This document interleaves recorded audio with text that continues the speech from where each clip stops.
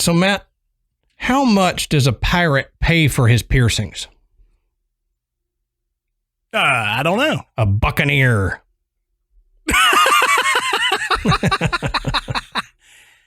I like it. Yeah, it's pretty good. That was a good one. I like that one myself.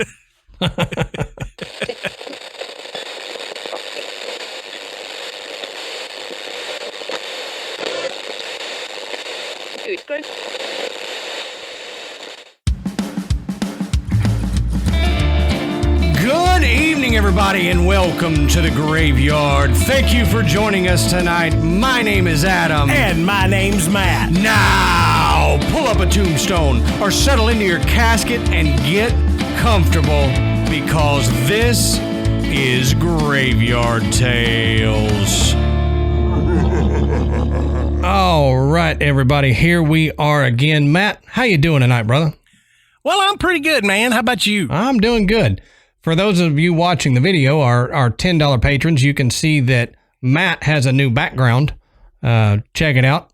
Amanda, I posted this in the group that Amanda was helping me kind of remodel, and this is how far we've gotten. So I dig it, man. I like it. I dig it. Yeah, I like it. She did a great job. Yep. She built my backdrop, essentially. It's not essentially. She totally did it. It's almost too professional looking for our dumbasses, but you know. Hey, I'm telling you what, if quarantine has had any positives, it has improved our construction skill. Right. I mean, Amanda has built a table. She has built a chair. I mean, and they look good. I mean, yep. they're out on the patio. I mean, people show up and I'm like, Amanda built this chair. Yep. Like, what do you mean? She built it from scratch. She bought the wood and built a chair and then built this table. It's funny. We did basically the same thing. We built that cinder block bench out back. Just cinder blocks that you basically glue together and then put 4x4s in and make a bench out of it. Oh, yeah. And then we built a table, but it's kind of a table hideaway because it hides our fire pit that we got out back. It sets over top of that so that we can, use it or hide it away. So, yeah, definitely the quarantine it's probably for a lot of people brought the home improvement tinkering to a whole new level.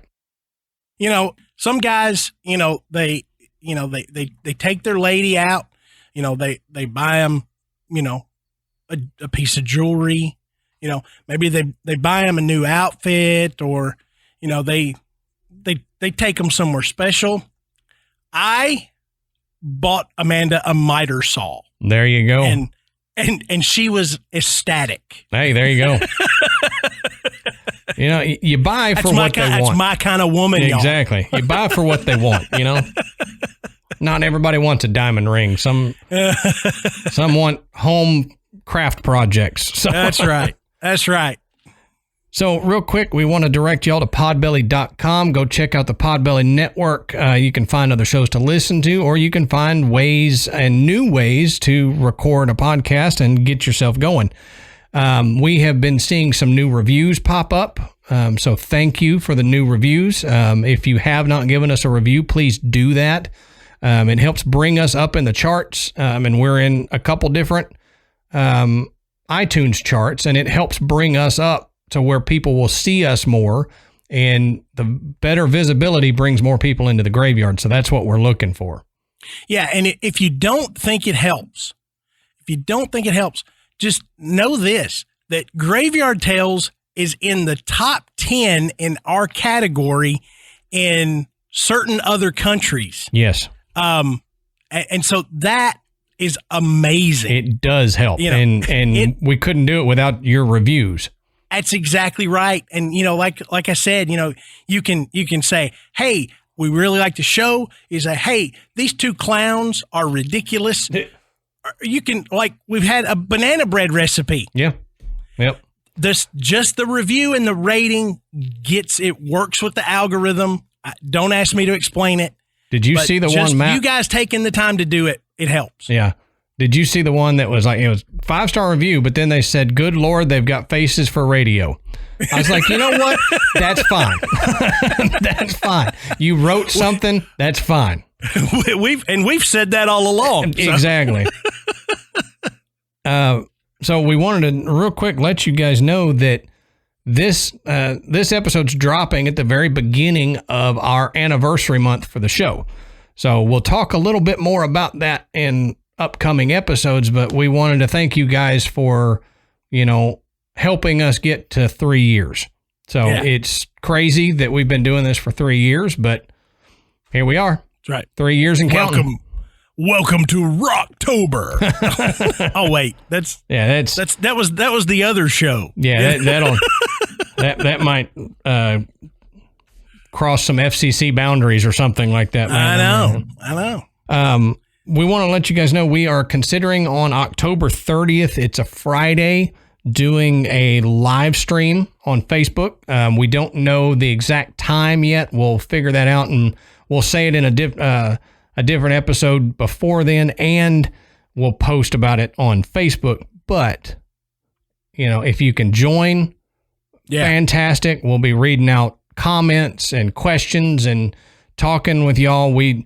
It's going to be highly interactive if you can make it. It's on a Friday night, before Halloween. Exactly. And, if you can't make it to the live thing, it will be saved and you can go back and watch it later. So just remember, set your clocks or set a calendar. How do you set a calendar? Anyway, set your calendar for October 30th in the evening, and we'll let you know what time later. We've had several people ask already about our holiday episodes, our Christmas episodes, and if we're doing listener stories.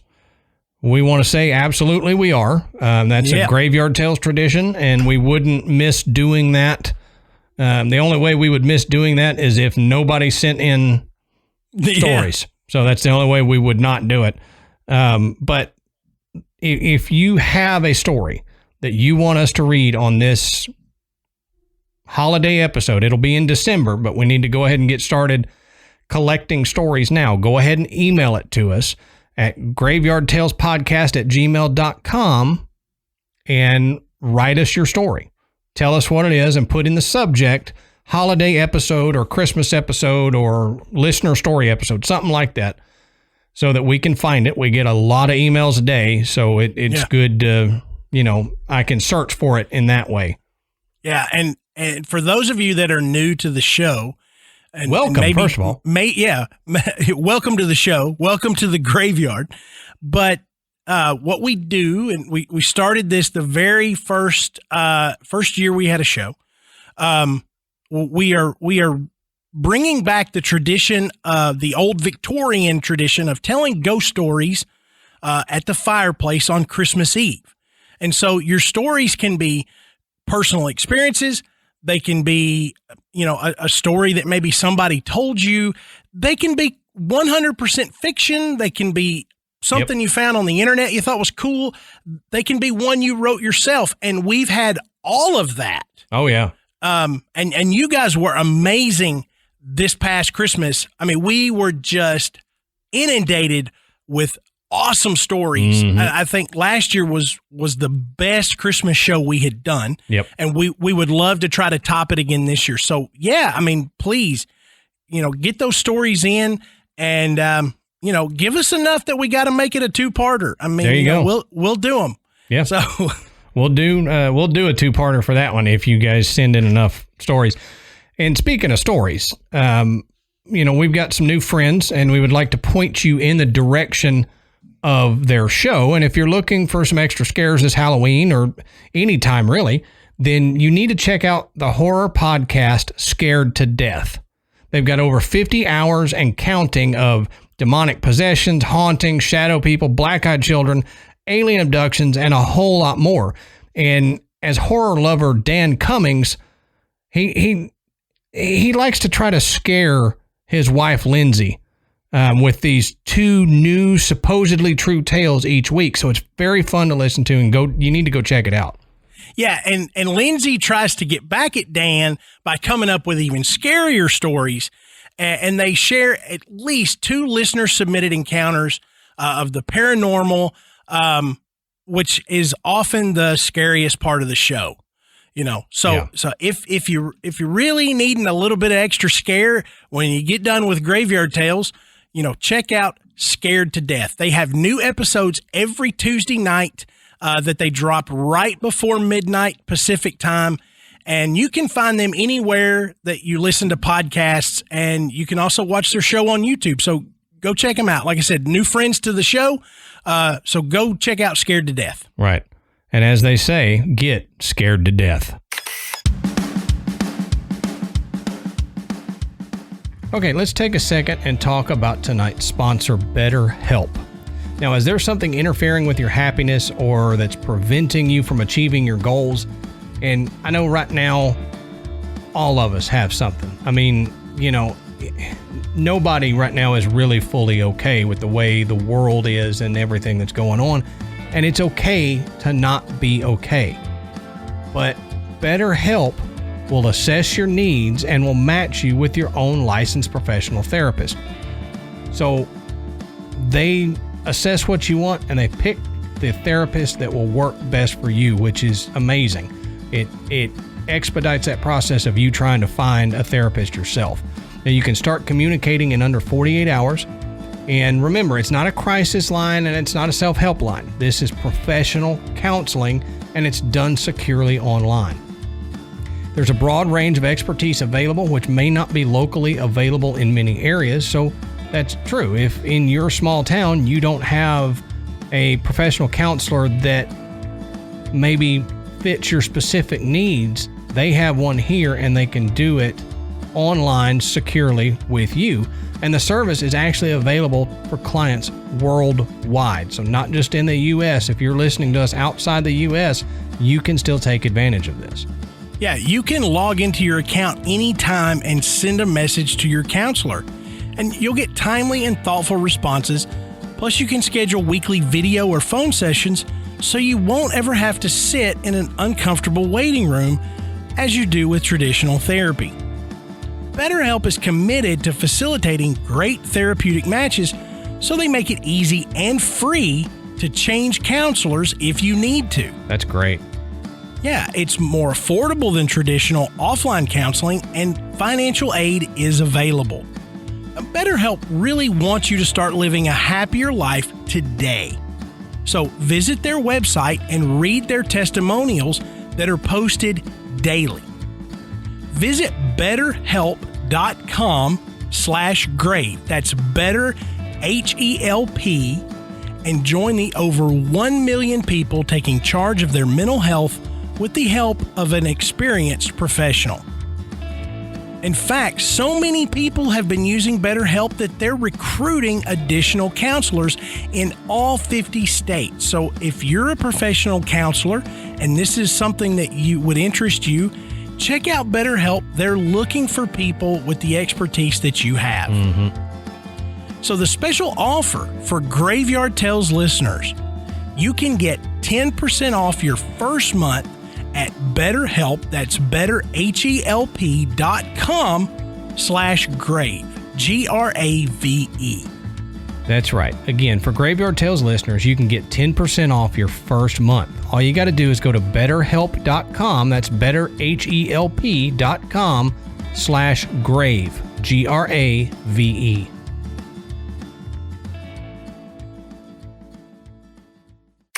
So on that note, Matt, ours isn't really scary per se this week, but why don't you tell us, what are we talking about tonight, Matt? Okay, so tonight, like Adam said, what we're talking about is not really all that scary, but it is fascinating.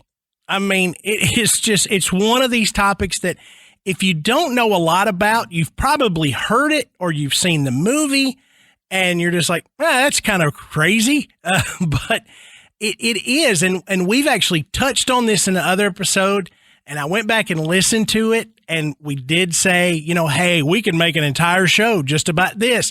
And we've had people ask us directly for this topic. Yep. Well, here it is. We're making good on our promise. Tonight, we are going to discuss the ins and outs of the Philadelphia experiment. Oh, yeah. That's going to be a good one. And so if you're unfamiliar with this, then you're going to love it. and if you've heard of it or if you've read any books about it, because there's You'll probably hate this. No, I'm just kidding. you may hate it. It's going to be a snooze fest. No, you're going to enjoy it because we may touch on some things that you hadn't heard, because there is literally a ton of information from, did this happen? Is it a hoax? It really happened. The government knows how to do this. And it's just like your mind is just going, whoa. So we're gonna hit it pretty hard tonight.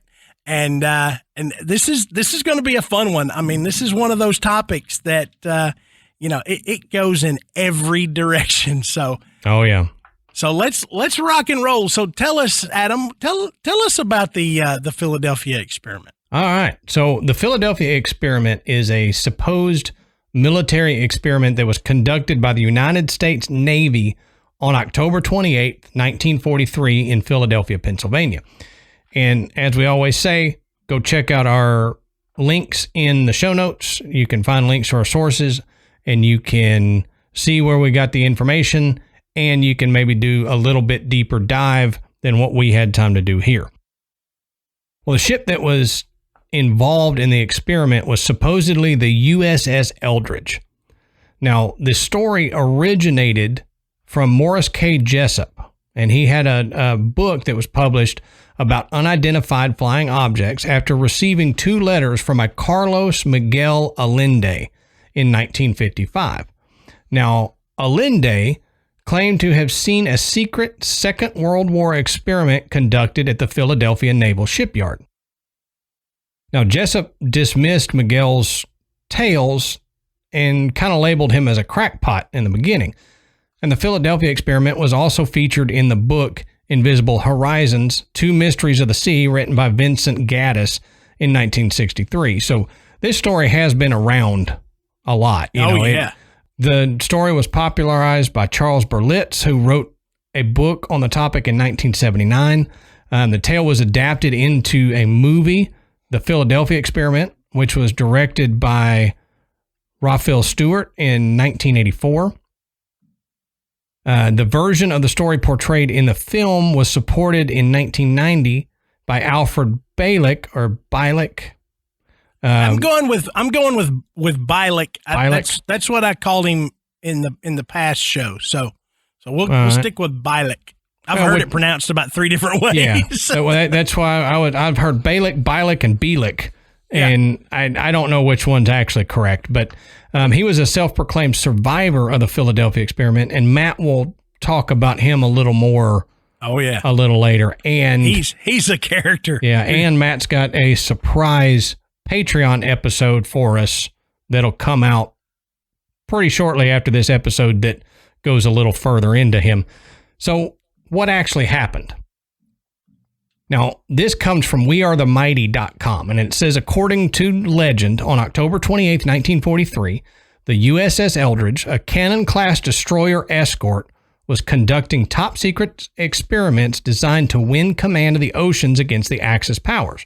The rumor was that the government was creating technology that would render naval ships invisible to enemy radar, and there in the Philadelphia Naval Shipyard, it was time to test it out.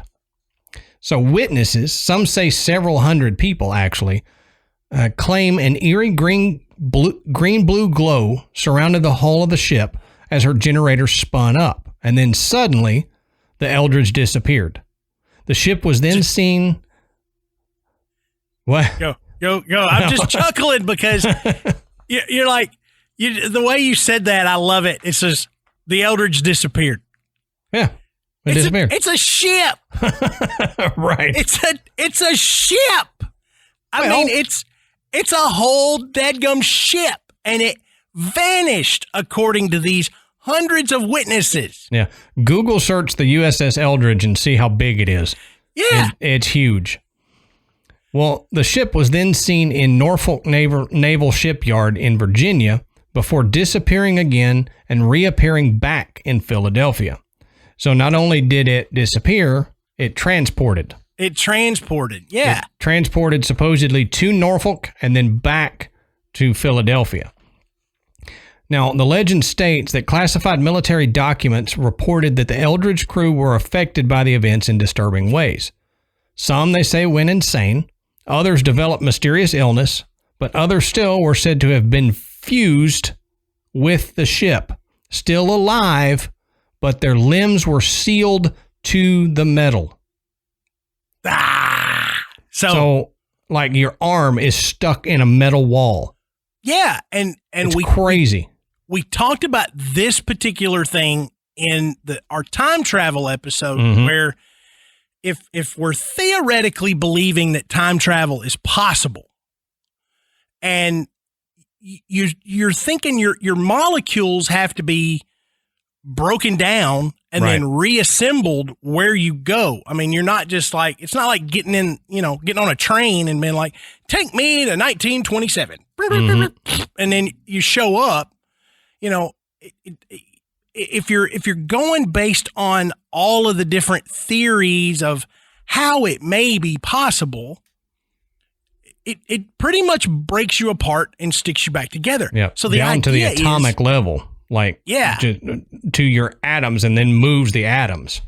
So if you're with something or touching or holding something and it's putting you back together, then it might think that it's got molecules from all of you, but it might be something else. Yep. And so it just says, okay, and sticks you all back together. And then you show up and you've got, a blender for a hand or something. Right. And which would be kind of cool. You'd be like Margarita Man. Yeah. In a way it'd be cool, but you couldn't scratch places that you would want to scratch with a blender hand. I realized I realized I said that it moved the atoms, and I need to clarify for some people who will probably argue with me. The theory is not that it breaks you down to the molecular level and then moves those molecules and then reassembles them. The theory is that it breaks you down, but it understands the code to put you back together. And in the destination spot, it gathers all those molecules and puts them together in the same form that you were in the previous location. Right. So it doesn't actually move your molecules. It rebuilds you theoretically in the new place. So that's why, you theoretically could, be half in a wall and half out, because it's just kind of rebuilding you as it thought the best way it knows how. But then this is not in any of our notes, Matt, but I have to bring this up because we're talking about it. If you get teleported, okay, are you still you? Because you get dispersed and then put back together over here with different molecules. Okay. Right. You come out same on the other side. You still think like Matt. You still look like Matt. Sorry, but you do. But are you still the same Matt? Or are you different because it's different molecules? And that's a conundrum that people have had for a while, is if we start teleporting and it works this way, are we still the same person that we were before we teleported? Yeah. Like, remember the movie The Fly? Vaguely. How Jeff Goldblum had this. I know the original was Vincent Price, but okay. But it does a good job in the modern version that came out sometime in the 80s, where he's got essentially these pods that he can get in and teleport from one to the other. And a fly gets in there with him. And of course, when it reassembles his molecules, it has all the fly's molecules too, and it just kind of says, okay, you're all the same thing. Right. There you go. So, that's kind of what we're talking about with this, and what Adam's talking about. If you were somehow spliced with a fly, then you're not the same person. Right. You're half human and maybe, I don't know, 3/16 fly. Yeah. Hey, like the Flybart episode of Treehouse of Horrors. Yeah. So I don't know what the other you would be, because I realized that 3/16 and half are not the same. They don't add up, but it worked. You get what I'm saying. This is a paranormal show, not a math show. If you want a math show, go listen to something by PBS. That's not us. So this article says that after that, perhaps that is why no U.S. ships currently have invisibility cloaks and teleportation devices. Or do they? Because I have a story later that might say differently, and I'm really excited to get to that. But for now, let's go on through this. I'm waiting with bated breath. Yes, it smells like worms and minnows. Yes. So, it's baited. It's better Carlos, than stink bait, which it's true. I've woken up with that breath before. Yeah, right. Now, Carlos Allende wrote a detailed description of the event, along with claims that he was a witness aboard the SS Andrew Forsyth when the USS Eldridge arrived in Norfolk, Virginia. Now, he sent the description to the U.S. Navy's Office of Naval Research. In the 1950s, the unified field theory, which has never been proven, attempted to merge Einstein's general theory of relativity with electromagnetism. In fact, Allende claimed to have been taught by Einstein himself and could prove the unified field theory based on events he witnessed on October 28, 1943. So what is the unified field theory? Well, Albert Einstein coined the term unified field theory, which describes any attempt to unify the fundamental forces of physics between elementary particles into a single theoretical framework. Now, Einstein spent the latter part of his life searching for such a unified field theory, but was unsuccessful. Now, some specific theories that attempt to unify quantum physics with general relativity include quantum gravity, string theory, which we've touched on string theory, I think, on loop quantum gravity, the theory of everything, and supersymmetry. Now, unified field theory is highly theoretical, and to date, there is no absolute evidence that it is possible to unify gravity with the other forces. History has shown that other forces could be combined, and many physicists are willing to devote their lives, careers, and reputations to the attempt to show that gravity, too, can be expressed quantum mechanically. The consequences of such a discovery, of course, cannot be fully known until a viable theory is proven by experimental evidence. Now, that's a lot to take in. Yeah. So, Matt, can you dumb that down for all of us? Yeah, so let's make the whole unified field theory a wee bit simpler, and how it specifically would pertain to the Philadelphia experiment. Now, when we see an object, we're seeing it because light is bouncing off of it. So if you're in a dark room and you can't see a Lego in the floor, it's not because it's not there or it has been rendered invisible, because your barefoot stepping on it ensures that it's indeed there. Yep. It's because there's no light reflecting off of it. So if you shine a light on it, you see it, and then cuss that the kids can't pick up their toys.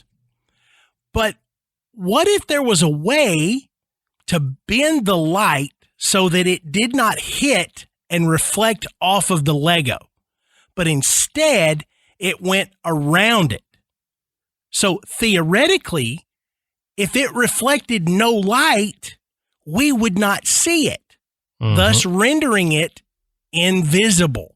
Right. And again, this was Einstein's unified field theory. Okay? This is just a theory. We don't know that that's what would happen, but, based on the theory, that's what would potentially happen. Right. So that kind of makes it, it made it simpler for me. I mean, some of you guys might be going, you guys are so stupid. Yeah, right. I'm like, look, this kind of stuff, when I started reading about unified field theory, I'm like, oh, geez, Yeah. Well, and, think about it in the way Matt explained it. Think about astrophysics. We can't see a black hole and we can't see things past a black hole, right? Yeah. But the gravitational field of the black hole actually bends light around it, and we're able to see universes and stuff past it because gravitational lensing causes the light to bend around and come around to where we can see it. We're not seeing through it, but we're seeing what's behind it because it lensed around. So in a way, that's kind of this unified field theory that Matt's, talking about, bending the light around something. And that's what, when people talk about invisibility cloaks and stuff, it's not really that you're rendering invisible. It's you're seeing, projecting what's behind the object in front of the object so that it looks like the object's not there. And that's basically what we're talking about in this, is that they were trying to figure out a way to make the USS Eldridge invisible to ships. And, so they didn't get bombed or shot. Right. And so they were trying to bend the light in a way that you saw what was behind it and instead of seeing it. Right. Hey there, it's Desdymona. I'm here to let you know that I have a YouTube channel now, so you can listen to me talk about all my favorite books and podcasts while watching me draw weird stuff. I'm on all the platforms as Desdymona, Desdymona. So that's, and like Adam said, that's what they were trying to do, is to make the ship invisible, or at least appear to be invisible.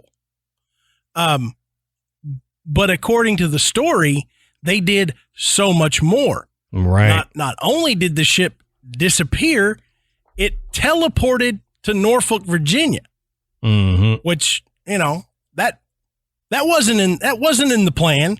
Yeah. That wasn't in the theory. At least according to what the story says they were trying to do. Right. Quote unquote. The official theory of it. Right. So let's get back to Jessup and Allende. Allende claimed that he saw the Eldridge disappear from the Philadelphia Naval Yard, and he further insisted that the U.S. military had conducted what he called the Philadelphia experiment and was trying to cover it up. Jessup was then contacted by the Navy's Office of Naval Research, who had received a package containing Jessup's book with annotations claiming that extraterrestrial technology allowed the U.S. government to make breakthroughs in unified field theory. Now, this is one of the weirdest details. The annotations were designed to look like they were written by 3 different authors. One, possibly extraterrestrial? Well, according to Jacques Vallée's article for the Journal of Scientific Exploration, Jessup became obsessed with Allende's revelations, and the disturbed researcher would take his own life in 1959. It wasn't until 1980 that proof of Allende's forgery would be made available. Yeah, so essentially the annotations were from Allende and a Mr. A and a Mr. B. Right. But as they continued to investigate the book, Mr. A was alien. Just right. So everybody knows. Mr. Alien. But they were saying that it looked like all of the annotations were in the same hand, maybe using a different pen, or maybe trying to disguise handwriting from one to the other. The left hand. Yeah, so once they kind of figured that out, then it became obvious that this was a forged piece of work, right? In an effort to facilitate the idea that this really did happen, and that the government had this technology and were hiding it essentially, and had created this big cover up to cover up what they had done. Right. And in theory, that was so that the Soviet Union would not have access to this kind of technology, or even know that it existed. So yeah, the government says, "Whoa, it worked. Oh crap, everybody saw it." Yeah. Or too many people saw it. How do we fix this? Yeah, and now we've got these people that are fused to the hull. What the hell are we going to do? So we're going to have to deny that we had any involvement with this whatsoever. That this is 100% did not happen. Not, Right. oh, it was this or oh, it was that. That, you know, the Navy just kind of said, yeah, we don't know what you're talking about. Right. And you get that answer a lot when you know, before things become declassified, you get the, I don't know, that didn't happen. I don't know what you're talking about. Well, you know, you start talking about it, and sooner or later, you're going to get a question that it's going to trip you up.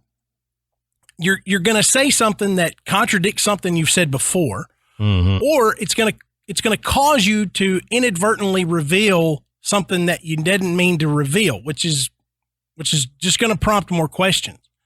So, you know, I get it. Let's pretend for a minute that this is 100% real and it absolutely happened. I understand the Navy's perspective of, yeah, we just can't tell everybody that we did this. Sure. You know. Okay, so now that you know what the experiment was, you know how the story had perpetuated itself, you know, throughout the years, and it built into what it has become. There's another key figure that Adam mentioned earlier in the story of the Philadelphia experiment, and his name is Al. What did we decide? Is it Bialik? I can't remember. Go with that. We're going with Bialik. Okay, so Al Bialik, he, like I said, man, this guy is a character. Okay, in 1988, Bialik watched the movie The Philadelphia Experiment with his family. Now, the movie was promoted as being based on a true story, but nobody really believed that it happened other than Al. Now, the film had an effect on him that ultimately changed his life. Now, months after watching the movie, he still couldn't shake this idea of this happening and the unsettled feeling that he had. Now, Bialik says as soon as the movie ended, he started to experience these intense, strange flashbacks. Now, Bialik would eventually seek the help of therapists to deal with the flashbacks and began to uncover repressed memory. Now, he also enlisted the help of some psychics, which, you know, that may or may not help his case. But in 1990, 2 years after he saw the movie, he began to tell this bizarre story, beginning with the fact that he wasn't even really Al Bialik, that he was actually Edward Cameron and was born in 1916. So Bialik, Edward Cameron at the time, was reportedly on board the Eldridge with his brother, Cameron's brother, when the experiment took place. Now, as the green glow began to engulf the ship, the frightened Bialik and his brother jumped overboard. Now, here's where it really gets weird. Now, Bialik explains that as they fell, they expected to meet the water and possibly their death, but instead, they just kept falling. Eventually, he explains, they woke up in a hospital bed next to one another in separate beds. The way I wrote that out, I was like, yeah, wait a minute. If in my head they're laying in the same bed, no, they were spooning. They were in the same hospital beds, but they were next to one another. And they had both suffered radiation burns all over their bodies. Now, Al learned that he was no longer in the year 1943 and that he had traveled through time to the year 2137. But he said they were in pretty bad shape, and he said they were in hospitals for about a month. And he says that's when he began asking questions, and he says the answers that he got were not very comforting. He said things were much different. Almost all of the West Coast and the Southeast were underwater, and the United States was unrecognizable. He said Atlanta was next to the coastline, and Florida was completely gone. But after only 6 weeks in the year 2137, Al would inexplicably travel again. And he can't recall how, but he just knows that he did. But this time, he went to the year 2749. Ooh. Now, that's a big jump. Yeah, that's a huge jump. I mean, we're talking about, 600 years from where he was, which was already a couple hundred years from where he had been. Now, Bialik said he learned that there were two massive wars, one between Russia and China, and the other between the U.S. and Europe. And these wars had wiped out entire cities across the globe, shrinking the world population from 7.7 billion to a mere 300 million. Now, Al would learn of many other changes, which I detail in our episode on time travel. So if you want to hear more about what Al Bialik experienced in 2137 and in 2749, go and listen to our time travel episode. Okay. Right. It's really fascinating, all the things and the changes that Bialik explains that had taken place, not just in the United States, but all over the world. Changes in government, currency. Yeah, it is bizarre. And we dig pretty deep into it on that episode. But Al's story doesn't necessarily stop with that. There's even more that gets, even more bizarre, if you can imagine. And we're going to talk about that on a special Patreon that, as Adam said at the beginning of the show, is going to drop after this show, so that if you dig this, you can go and listen to even more of Bialik's story. And he covers kind of how this began. I mean, we're talking about things like, Nikola Tesla's involvement, Project Montauk, all this you've probably heard of. I know you've heard of Tesla, and you've probably heard of Montauk because of its relationship to the story in the show Stranger Things. Yeah, and Project Montauk is wild. Yeah. So if you want to hear more, it's essentially, a whole nother tangent that we couldn't include in this show. But check out that Patreon episode after this one drops. Mm-hmm. So, we've thrown a lot at you. So this whole idea is that the government was working on a way to make a ship invisible to other ships and to torpedoes, and somehow came up with technology that would teleport a ship from Philadelphia to Norfolk. And the story has survived, even though it seems absolutely unimaginable that this could have happened now, much less in 1943. Right. So Adam, let's touch on some theories about what people say could have really happened. All right. If we can't get our heads around the idea that not only was the Eldridge rendered invisible, but it actually traveled, through time, ending up in another location and then came back. What do we think might have happened, if anything happened at all? Okay.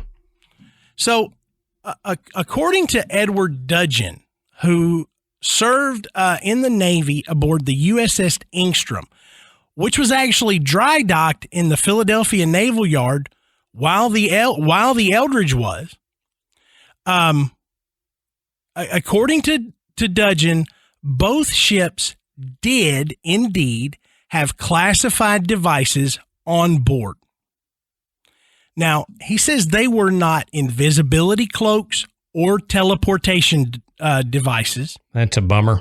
Yeah, but instead, they were designed to scramble the magnetic signatures of the ships using a degaussing technique, which provided protection from the magnetic torpedoes that were aboard U-boats. Now, if you've heard that term degaussing, it's it's a way to produce a magnetic field that, if you're into computers and stuff, you can use like a large degaussing magnet to completely wipe a hard drive to where, they're like, zoop, and it's gone, because it's really hard to even physically destroy a hard drive and not leave data behind. Sure. So some of these large degaussing devices, are used for, absolutely destroying, computerized documents or classified information. Once it's done, or you can't keep it on this because it's too risky. It's easily hacked or something like that. But in this case, they were trying to figure out a way to protect it from these magnetic torpedoes. So the ship was wrapped in large cables and zapped with high voltage charges. So a degaussed ship wouldn't be invisible to radar or to the naked eye, but it would be undetectable by magnetic torpedoes. Right. So the Philadelphia Inquirer, which whenever I see Inquirer, I always like, Yeah, right. It reported in 1999 on a reunion of sailors who served on the USS Eldridge, with the reunion taking place in Atlantic City. The sailors said the ship never docked in Philadelphia at all, that it actually was in Brooklyn on the supposed date of the disappearance. And the ship's log confirmed this. Further, the captain said no experiments were ever conducted aboard the Eldridge. Now, conspiracy theories dismiss this by simply saying that it's too easy to doctor a logbook of any kind, which is something we learned in the movie A Few Good Men. You could doctor a logbook, Yeah, logbook is someone writing it down. It's not like a GPS tracker or anything. It's just someone writing down after the fact what happened. So, looking at this theory, Adam, we've got two conflicting things here.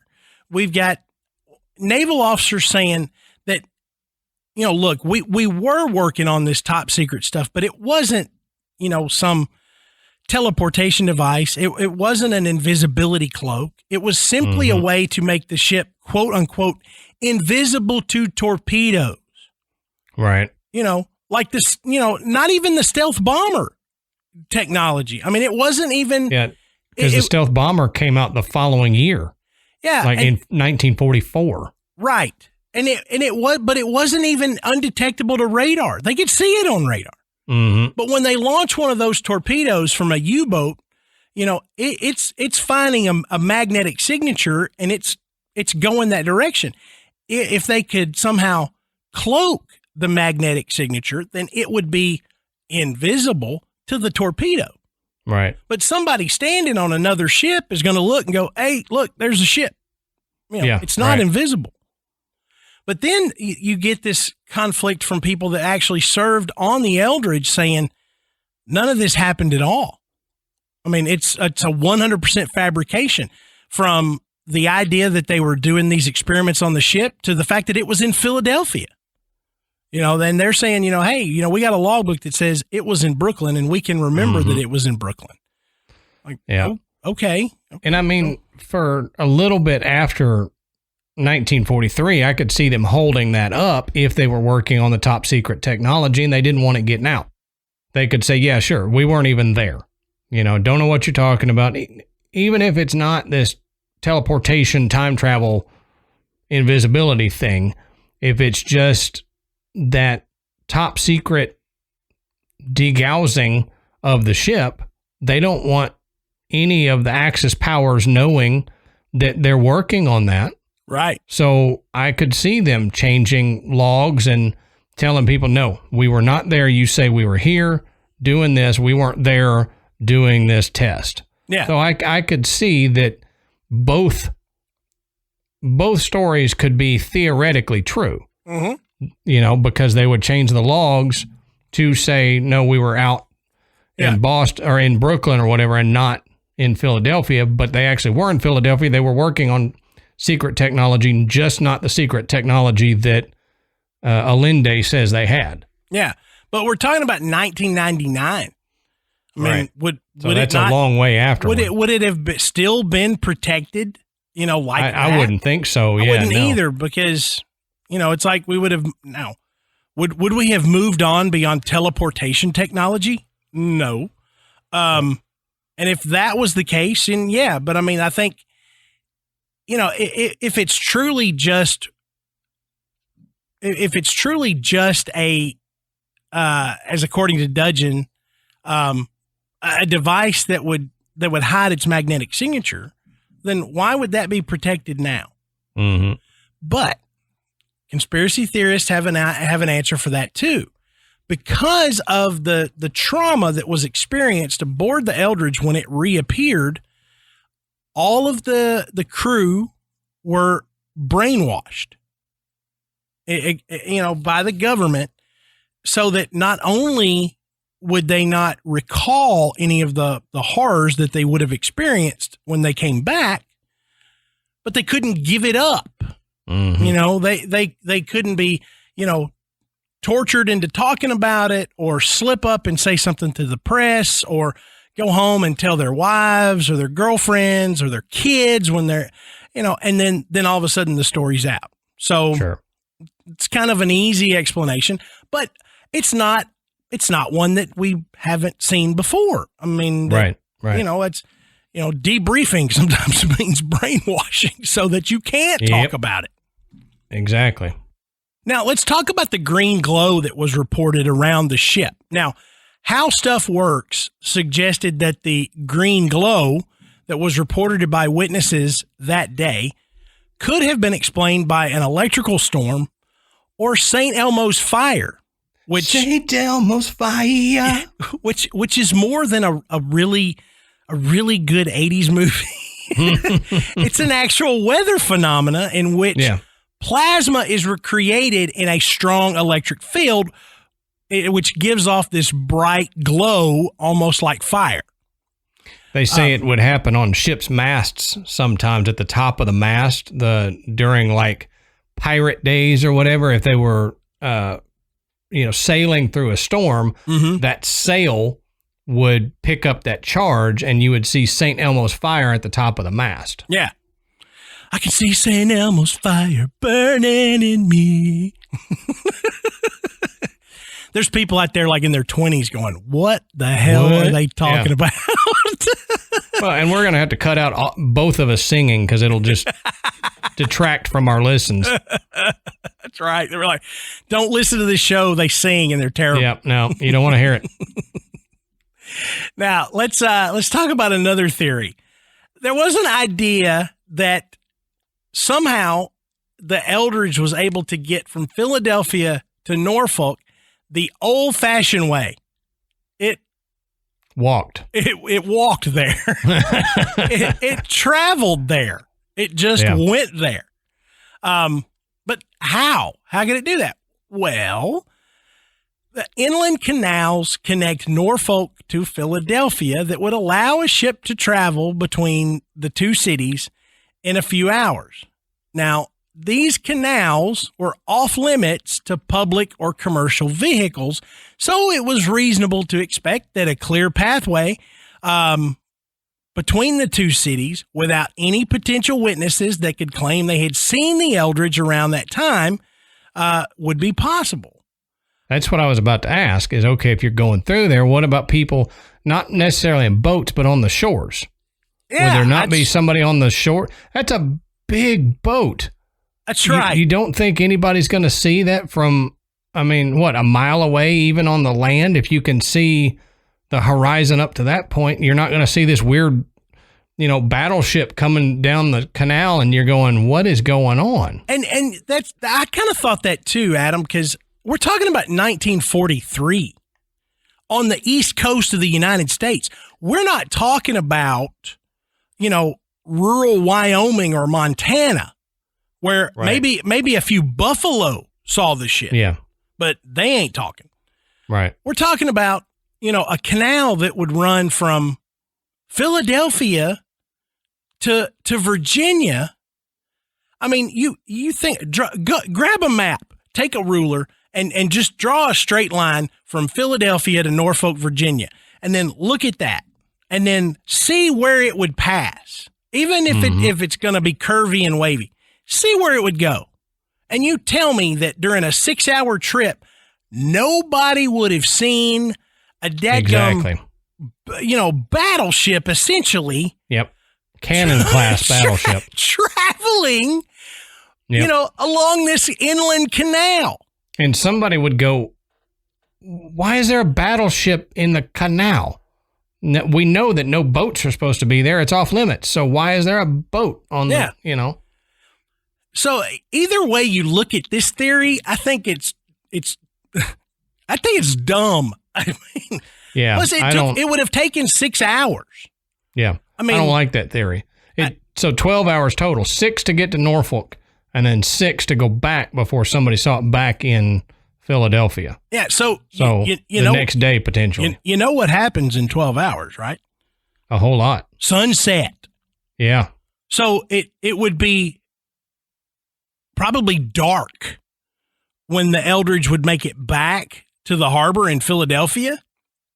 Right. And so that and how many people are going to see it then? Yeah, that kind of kills the whole idea of, it's back. Mm-hmm. Well, the whole thing is it's going to come back quickly. Yeah. Several hundred witnesses said it came back quickly. Yeah. Supposedly. So I even if you think that this is a hoax or it never actually happened, the idea to say this is how they pulled it off sounds far-fetched at best. Somebody would have seen something. Mm-hmm. So I don't think this was how they would have done it. I don't think this was even plausible. I think this was just kind of pitched out there. But it is a theory, so we're going to talk about it. We talk about the dumb theories just like we talk about the good ones. But it just to me didn't seem like that was going to be a way, that it was going to work. Yeah. So, the other big theory hanging over this is that it's just a hoax, and that the book that was sent and annotated to Jessup by Carlos Allende was just a way to push this hoax or this legend even further, to really add some depth and breadth to this idea that it really happened and the U.S. government had this technology and still has it. Mm-hmm. And even this idea that, when you talk about the book and the idea that Mr. A was an alien, that it was technology that was given to them by aliens. So not only are we talking about the idea that they were able to complete this unified field theory, and that not only did it make the ship invisible, but it teleported it through time from one location to another, but that all of that technology was made available to us by aliens. So, I mean, it really gets far-fetched. But yeah, this was back even before the Roswell crash. Right. So, a lot of people say our technology took off after the Roswell crash because we back engineered from whatever downed ship there was in Roswell. Well, if we would either have to get this directly from an alien being that says, here's the technology, play around with it, or there was another crash that we confiscated the technology from, that we then back engineered it to work.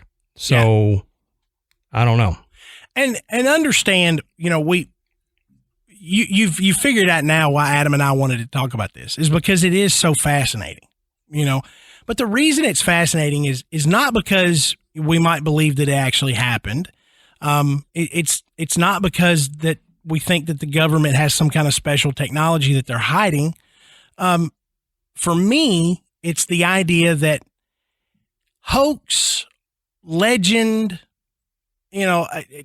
something, just propaganda, just thrown out there and go, look, let the people chew on this so that they don't really know what we're working on. Mm-hmm. Whatever you may think, it's the fact that it has grown and persisted for decades. Yep. I mean, we're coming up on 80 years worth of this story. Now, fair enough that the story really didn't grow legs until sometime in the 70s. It kind of just was under the surface from 1943, for the next 20, 30 years. Mm-hmm. The book that Jessup wrote really kind of brought the whole story into the forefront. And that's kind of where it took off. But even then, if we're talking about, a story from the 70s, it's still around. I mean, you can find numerous books talking about the Philadelphia experience. Yep. Some are like, look, this really happened, y'all, and there's people that are teleporting all over the globe and we just don't know it. And you can use this idea to explain a lot of weird things that have happened in the world. And then there's books that look at it very lighthearted. There's fictionalized stories of it, where they take the idea of it and they go even further. And then there's ones that are just like, hey, like Adam and I, this is an amazing story and it needs to be told. And, we're going to find a little bit more information that would point you in the direction of, yeah, this was a hoax. Maybe it was something else. And this was the story they used to cover up what they were really doing. It's just an incredibly fascinating story. And as we said, the characters that came out of it, whether we're talking about, the book by Jessup, this Carlos Allende, and especially Al Bielek, they are just amazing personalities.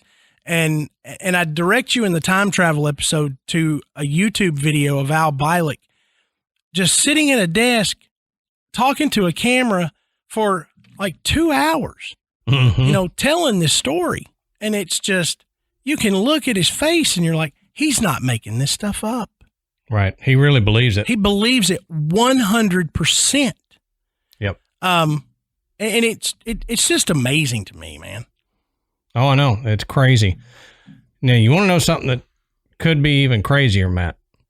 What's that? I told you at the beginning that I've got a story that might knock your socks off. All right. So, now, first of all, I have to say there is no way that I'm able to validate that this story is true, but you can go to John Kettler's website to see it and to see a lot of other stories like it. John Kettler is a researcher and he documents a lot of interesting articles and stuff like that. Find his article or find his link to his website in our show notes. But if this story is true, then it proves that we are using the technology and the knowledge that we learned from the Philadelphia experiment today. So this happened in the 80s.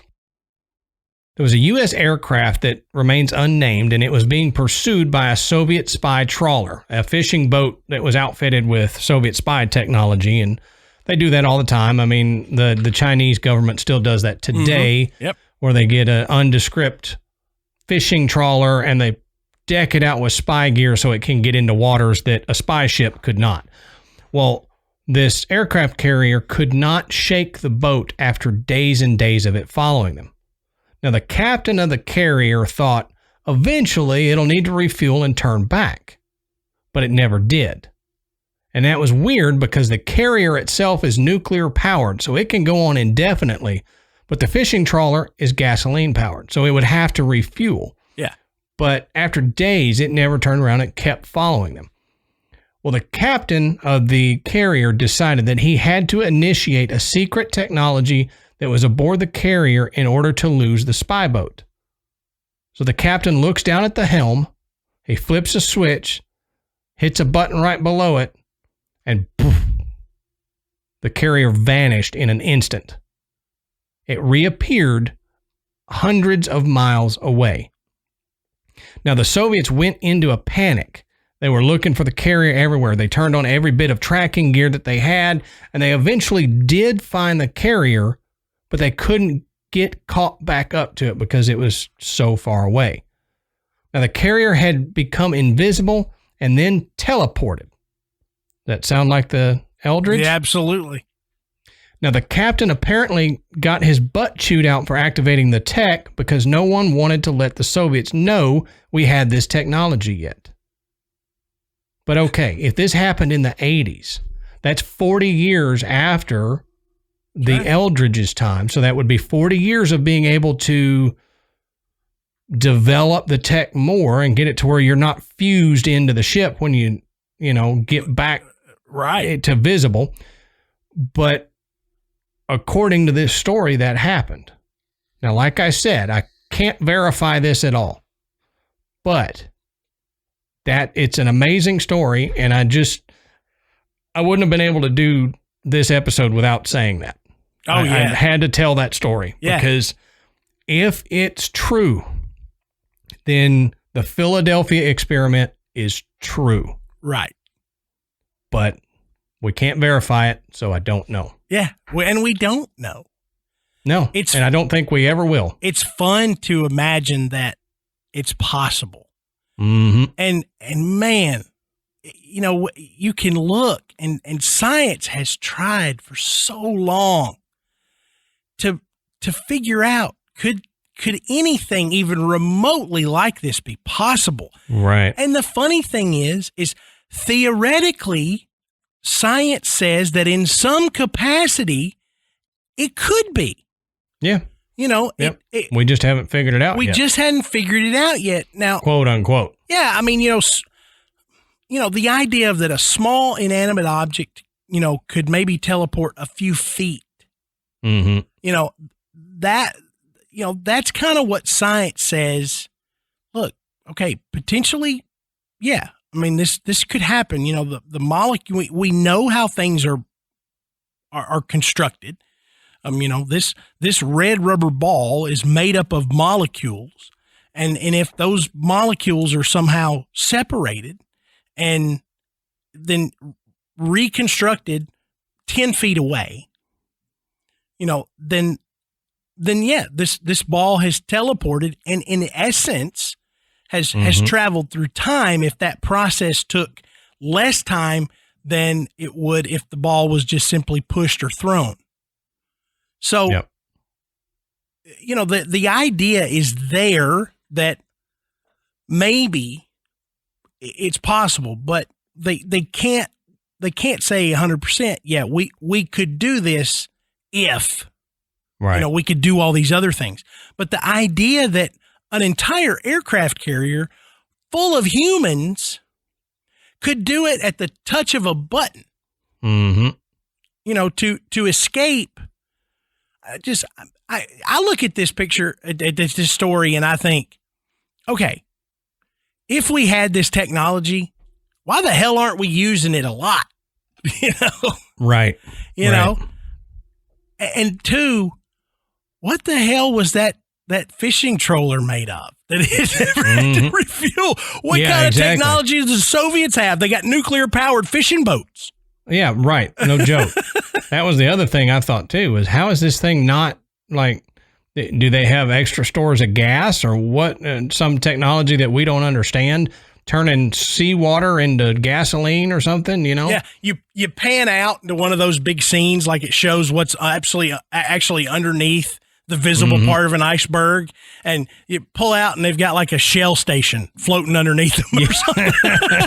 Yeah. Got a submarine that keeps coming below and refueling them. Yeah. I mean, but it's a fantastic story. I love it. I love it. And you were talking about like jumping an apple or something, down a table a few feet. We'll probably touch on some of this on next week's episode, which you'll find out what that is later. But, we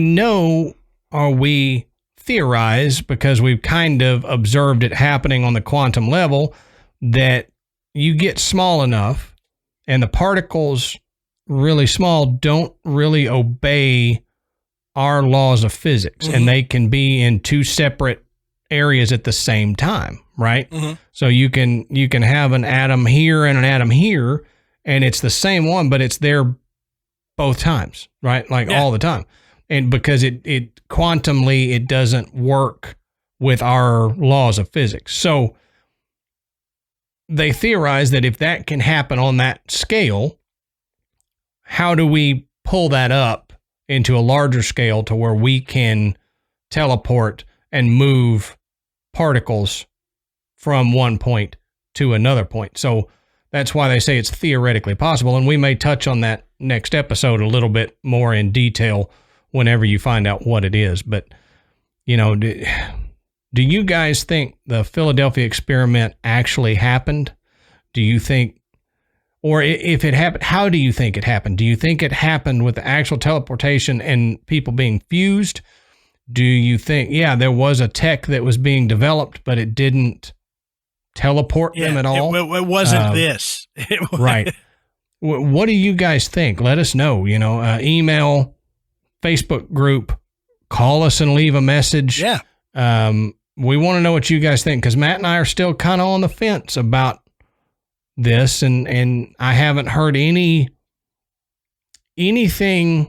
one way or the other that's made me say, oh no, it's a hoax, or oh no, it was actually legitimate and they're covering it up. Yeah. I really believe that there's something in the middle. Yeah. Yeah. From it being a 100% fabrication to being, hey, they just teleported a daggum battleship from Philadelphia to Norfolk. Right. Somewhere in the middle, I think, is where the truth lies. But the thing is the truth may be crazier than what we really think. Right. And that's what would be really cool to know. But like Adam said, let us know what you think. And the best place to do that is in our Facebook group. We're adding new members to this group every day. And we've got some of the best listeners out there. Look, you get in the group, you're going to find, discussions of weird occurrences. You're going to find people recommending books and TV shows that follow along with the same stuff that we talk about on the show. You're going to see some jokes and some humor, because everybody loves Adam's dad jokes, and we get a lot of that. It's just a lot of fun. And the coolest thing is it's a safe place. You come in there, you want to share something bizarre that happened to you, or some crazy story that your grandfather told you from, back in the 1950s or something like that. Yeah, I mean, here's a place to show, and nobody's going to bash you. Everybody just wants to hear those really great stories. And so this is a good place to get. And while you're doing that, you can slide over to our website, which is graveyardpodcast.com. And on our website, you can listen to the show. You can find out a little bit more about Adam and myself.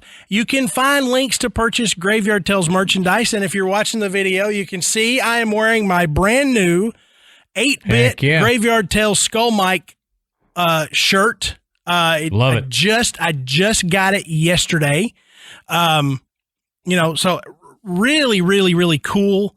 But you can get all the other logos. You can get the pulp horror poster that you can see behind me. You can get our original Skull Mike logo. And you can get just the traditional Graveyard Tales written in the bloody script. And you can get it on shirts and mugs and baby onesies and tapestries and posters and stickers. Pillows and pillows. Get you a throw pillow. I think they have an iPhone case or something on there too. Right? Yeah, you get an iPhone case with it. But you can also become a patron, and we really do appreciate everyone that has donated to the show. And so Adam and I are working hard to give back to you guys.